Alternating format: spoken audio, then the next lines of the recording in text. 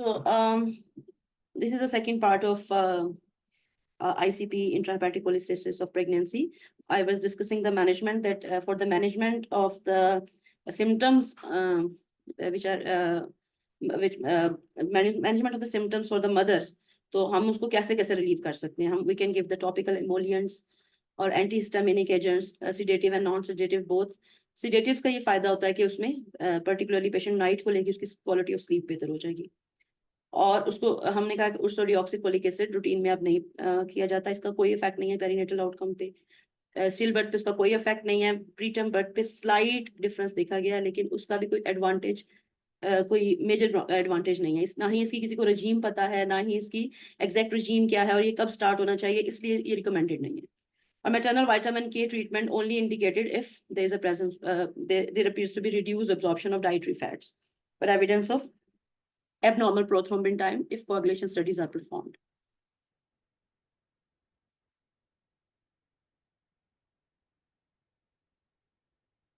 So timing of birth in mild ICP. Timing of birth अब mild ICP में हमने बताया कि उसका रिस्क बैकग्राउंड पॉपुलेशन जितना ही है।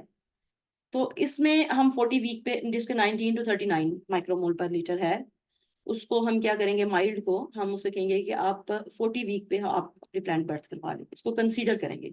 ये रिकमेंडेड नहीं है, जो माइल्ड की है वो रिकमेंडेड नहीं है, क्योंकि अब इसको कोई और रिस्क फैक्टर नहीं है, सिर्फ आईसीपी है, वो भी माइल्ड है। इस वुमेन को हम एडवाइस करेंगे कि वो that the risk of still birth is similar to the background risk. तो हम आपको ये कह सकते हैं कि आप 40 वीक पे अपनी डिलीवरी करवा लें। हाउएवर वी विल डिस्कस कि इसके क्या बेनिफिट्स और वो हैं।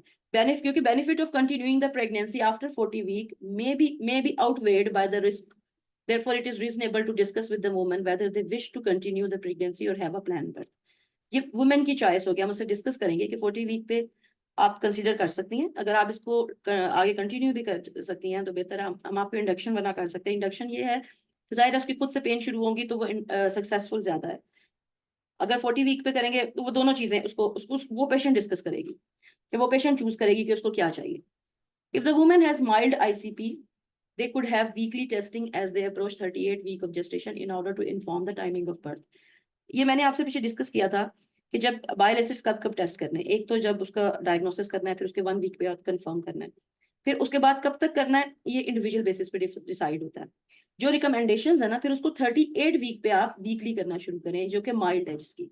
क्योंकि 38 वीक पे आप करेंगे जो रीडिंग है, या बेसिकली आप ये देखना चाह रहे हैं कि ये माइल्ड ही है या ये मॉडरेट में चली गई है, क्योंकि माइल्ड और मॉडरेट की टाइमिंग ऑफ बर्थ चेंज है। 38 पे वो माइल्ड में है तो फिर आप 39 पे करें, स्टिल माइल्ड में तो 40 तक आप उसको डिसाइड कर लें।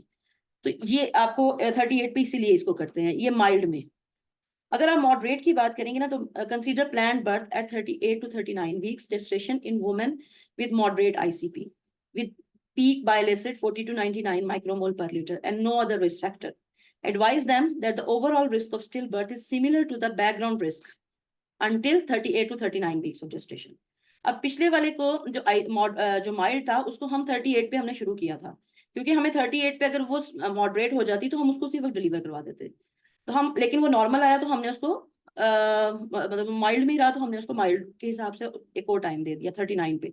अगर 39 पे वो मॉडरेट की रीडिंग आ जाती तो हम उसको डिलीवर करवा लेते। तो ये, लेकिन हम उसने 39 पे भी नॉर्मल आई तो हम उसको 40 तक ले गए। अब ये जो है ना पेशेंट जो मॉडरेट है, इसका 38 to 39 तक similar back risk of still birth है। इस पेशेंट को हम कब करेंगे?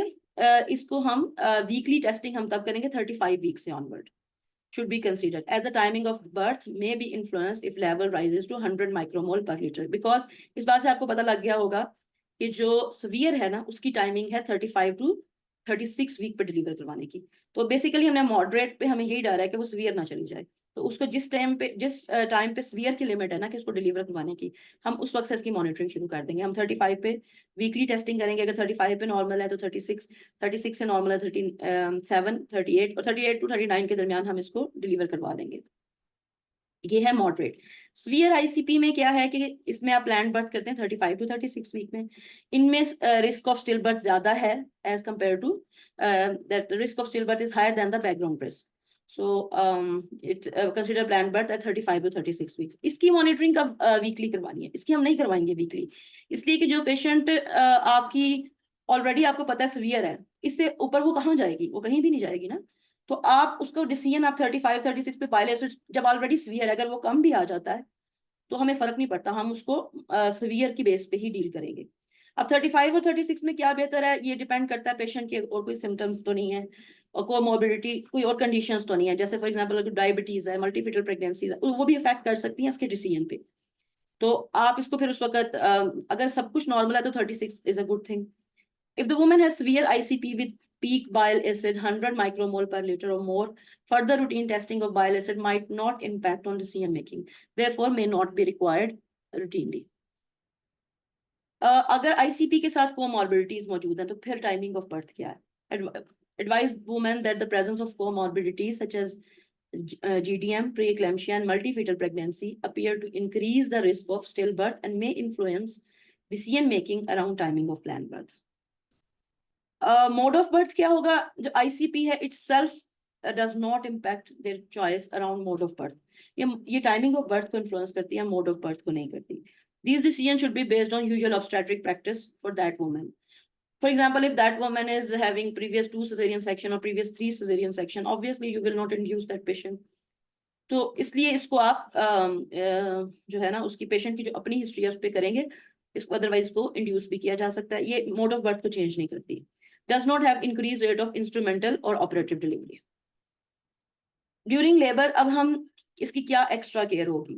During labor हम continuous electronic fetal monitoring करते हैं only for the severe cases. Offer continuous electronic fetal monitoring to women with peak bile acid 100 micromole per liter or more. Mild और मॉडरेट में एज सच हम fetal ये indication नहीं है fetal electronic monitoring की. However, if patient is having other things like diabetes, preeclampsia, multifetal pregnancy, that can affect the monitoring during birth. Advise women that the meconium stained liquor is more common in moderate and severe ICP, and that this will influence decision making around continuous electronic fetal monitoring. Presence of risk factors such as GDM, preeclampsia, multifetal pregnancy may necessitate monitoring during birth. Third stage of labor, there is no evidence of increased risk of postpartum hemorrhage if they have uncomplicated ICP. And what is the follow-up after pregnancy?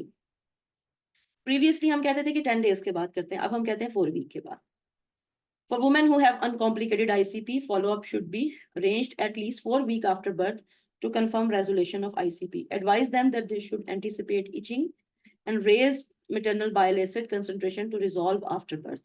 If itching or biochemical abnormalities persist beyond 6 weeks postpartum, referral to hepatologist may be required. Next, contraception. This is also new in this guideline because in the previous guideline, recommendations were that these patients should not use the combined pill. इस guideline में उन्होंने कहा है कि ICP does not influence their choice of contraception or hormonal replacement therapy. Combined pill can be used, but combined use UKMAC2 है, यानी UKMAC2 का मतलब ये होता है कि advantages are more than disadvantages. So you can use that. तो combined पिल का, लेकिन उसकी कुछ ये उसके लिए कुछ चीजें हैं जो हमें देखनी है कि ये आप तब देंगे कंबाइंड पिल जब पेशेंट के नॉर्मलाइजेशन ऑफ आईसीपी सिम्टम्स और बाइल एसिड्स हो जाए, और पेशेंट से कहेंगे कि आप कंबाइंड पिल लें, और अगर आपको कंबाइंड पिल लेने के बाद आपको सिम्टम डेवलप होते हैं, आपको इचिंग है या फिर आपको बाइल एसिड दोबारा से रेज होते हैं, then you can say that this cholestasis is developed due to combined pill. So that's why जो पेशेंट जिनमें कॉन्ट्रासेप्टिव कंबाइंड ओसीपी की वजह से कोलिस्टेसिस होता है, उसमें फिर कंबाइंड पिल UKMAC3 हो जाती है. लेकिन अगर पेशेंट को सिर्फ प्रेगनेंसी में आईसीपी हुआ है और उसको कॉन्ट्रासेप्शन रिलेटेड कोलिस्टेसिस नहीं है तो उसमें UKMAC2 है. Report if symptom develop after taking COCP. For women with ICP and previous cholestasis secondary to combined hormonal contraception. तो बेसिकली एक पेशेंट है जिसकी आईसीपी की हिस्ट्री है लेकिन उसको पहले कंबाइंड हार्मोनल कॉन्ट्रासेप्शन की वजह से भी कोलिस्टेसिस डेवलप हुआ है, तो उस पेशेंट को आप सिर्फ प्रोजेस्टेरॉन ओनली और नॉन हार्मोनल मेथड देंगे, उसमें ये UKMAC1 है. उस पेशेंट के लिए कंबाइंड पिल UKMAC3 है, लेकिन अगर खाली आईसीपी था उसको तो फिर उसको UKMAC2 है. Hormonal replacement therapy in women with previous ICP requesting HRT, consider offering if there are no other contraindications to use. HRT बहुत इंटरेस्टिंग टॉपिक है, जब हम ये डिस्कस करेंगे तो उसको उसमें बहुत इंटरेस्टिंग बात है कि there is no absolute contraindication of HRT। किसी पेशेंट में भी HRT की एब्सोल्यूट कॉन्ट्राइंडिकेशन नहीं है, वन फॉर्म और अनदर आप सब में दे सकते हैं। इसमें ये है कि ये वैसे भी लो डोज दी जाती है, और मतलब आपने लो डोज में ही देनी है। तो ऑब्वियसली एक पेशेंट है जो कि पेरीमेनोपॉजल है, उसको अगर आपने HRT देनी है सिर्फ उसी को ही आप हाई डोज में दे सकते हैं, लेकिन ये जो पोस्ट मेनोपॉजल जितनी भी होती हैं उनको आपने लो डोज में देनी है, तो इस पेशेंट को भी आप लो डोज में दे सकते हैं। How should women be cared for the for future pregnancy? ये भी नई रिकमेंडेशंस है, क्योंकि इसमें पेशेंट पिछली गाइडलाइन में हम वो जो पेशेंट थी जिसको ICP हुई है, हम उसको नेक्स्ट प्रेगनेंसी में उसके लिए चेक नहीं करते थे। हम कहते थे कि आपका इंसिडेंस रिकरेंस है, लेकिन उसके लिए हम कुछ प्रिवेंशंस नहीं लेते थे, कोई हम एक्स्ट्रा इन्वेस्टिगेशंस नहीं करते थे। सो ये इसमें advise women with a history of ICP that they have increased chance of recurrence of ICP in subsequent pregnancies, and perform a baseline liver function test and bile acid concentration with booking blood investigation. Next time when she become pregnant and she comes to us, and then we will have booking investigations, then we will do baseline liver function test and bile acid concentration. They should only be repeated if clinically indicated. In the next pregnancy, we will only repeat if there are clinically indication. So these are this is the whole presentation. So the exam points in last part 3 exam, devastation in which the patient has severe moderate ICP. She was around 34 weeks. तो उसमें यही है कि patient को आप council करते हैं कि सारा कुछ ही आपको, वो बाइल एसिड साथ लाई थी, तो उसको आप एक्सप्लेन करते हैं कि ये है, और उसको आपने बता देना कि हम आपको क्योंकि वो मॉडरेट है तो हम उसको 35 वीक से उसको वीकली करना शुरू करेंगे, और कंसल्टेंट केयर है उसकी, और वो हॉस्पिटल में डिलीवरी होगी, और उसको चॉइस पे नहीं डिपेंड करता। मतलब अगर वो नॉर्मल उसकी कोई ऑब्स्टेट्रिक कोई और प्रॉब्लम नहीं है तो उसको हम इंड्यूस कर सकते हैं, और फिर हम उसको बताएंगे कि आप जब इसके बाद हम आपने जब डिलीवरी हो जाएगी 4 वीक के बाद ये चीज़ें रिजॉल्व हो जानी चाहिए, आप कौन सी कॉन्ट्रासेप्शन यूज कर सकती हैं, और आपकी नेक्स्ट प्रेगनेंसी में हम आपको ये चेक करेंगे, आपकी बुकिंग पे चेक करेंगे, और मजीद ये कि उसको फीटल मूवमेंट्स का बहुत ज्यादा कहना है। तो ये सब चीजें आपको क्योंकि ये वाले क्वेश्चन पार्ट 3 में भी आए हैं और पार्ट 2 में भी आए हैं, तो इसलिए ये गाइडलाइन बहुत इंपॉर्टेंट है। Thank you so much.